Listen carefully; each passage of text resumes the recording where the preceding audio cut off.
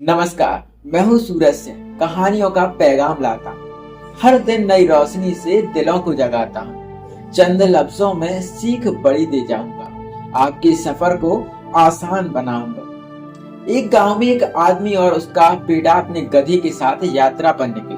उन्होंने सोचा कि वे गधे का उपयोग करके गांव से शहर तक सामान ले जाएंगे। यात्रा के दौरान उन्होंने देखा कि हर कोई उनकी स्थिति पर अलग अलग राय दे रहा था।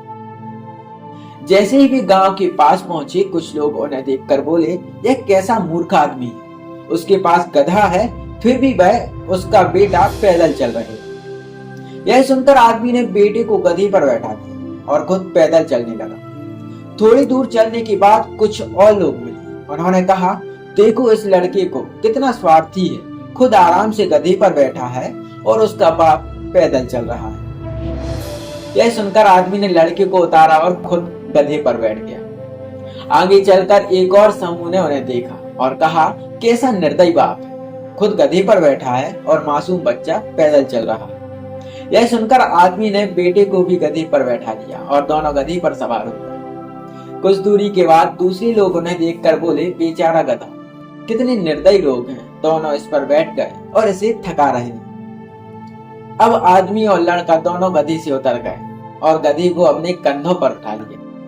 जैसे ही वे इस अजीब स्थिति में शहर पहुंचे, लोग उनकी ओर देखकर जोर जोर से हंसने लगे। कैसे मूर्ख लोग हैं, गधा उनके लिए है और ये उसे कंधे पर उठाए घूम रहे।